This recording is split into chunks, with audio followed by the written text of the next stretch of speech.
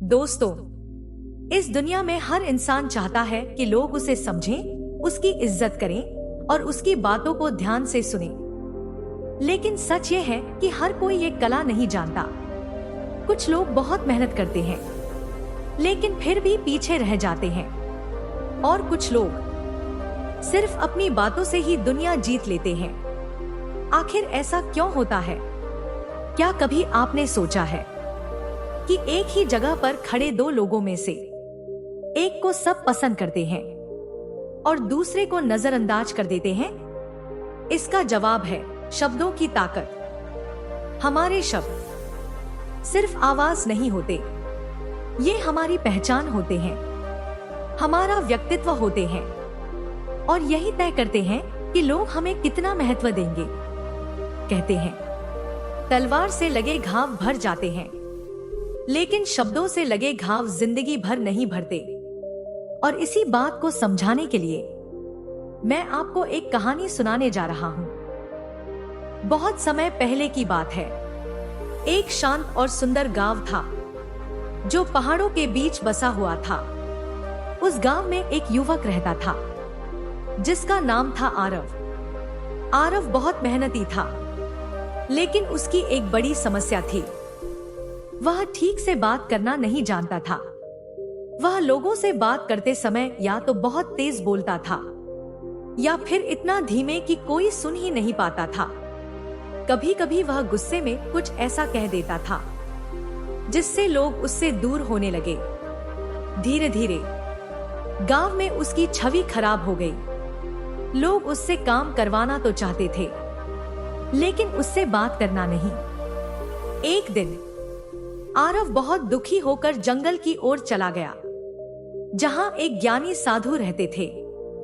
आरव ने साधु के पास जाकर कहा, गुरुदेव, मैं मेहनत करता हूं, लेकिन फिर भी लोग मुझे पसंद नहीं करते, मुझसे दूर भागते हैं। ऐसा क्यों? साधु मुस्कुराए और बोले, तुम्हारी समस्या मेहनत की नहीं, तुम्हारे शब्दों की है। आरव हैरान हो गया।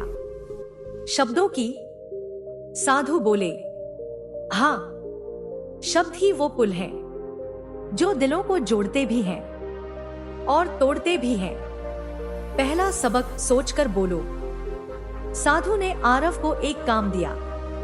उन्होंने कहा, जाओ और ये तकिया लेकर जंगल में जाओ और इसके सारे पंख हवा में उड़ा दो। आरव ने वैसा ही किया। फिर साधु ने कहा, अब जाओ और सारे पंख वापस लेकर आओ। आरव बोला, गुरुदेव, ये कैसे संभव है? पंख तो हवा में बिखर गए। साधु मुस्कुराए, ठीक वैसे ही जैसे तुम्हारे शब्द एक बार निकल जाएं, तो वापस नहीं आते। आरव को पहली सीख मिल चुकी थी।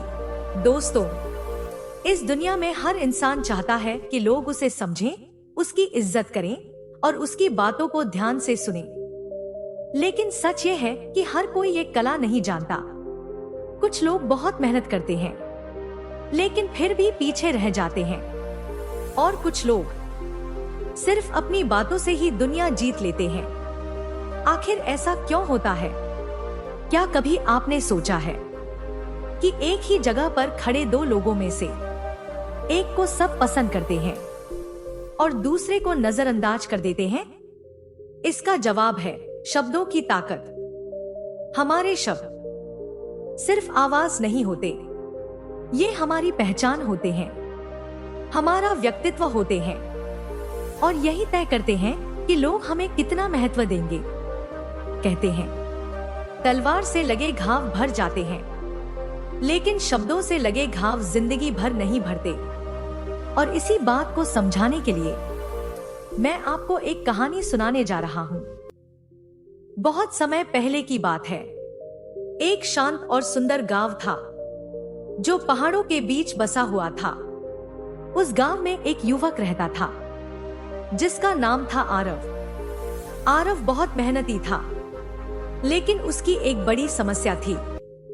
वह ठीक से बात करना नहीं जानता था। वह लोगों से बात करते समय या तो बहुत तेज बोलता था या फिर इतना धीमे कि कोई सुन ही नहीं पाता था।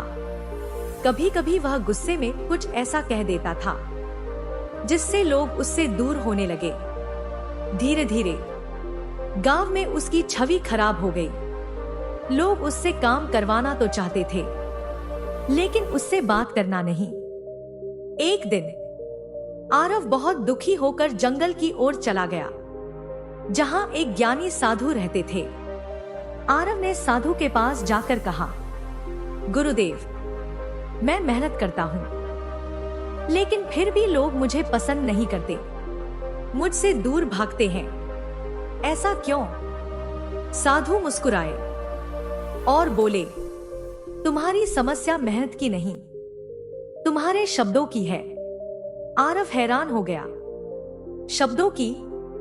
साधु बोले, हाँ, शब्द ही वो पुल है जो दिलों को जोड़ते भी हैं और तोड़ते भी हैं। पहला सबक सोचकर बोलो। साधु ने आरव को एक काम दिया। उन्होंने कहा, जाओ और ये तकिया लेकर जंगल में जाओ और इसके सारे पंख हवा में उड़ा दो। आरव ने वैसा ही किया। फिर साधु ने कहा, अब जाओ और सारे पंख वापस लेकर आओ।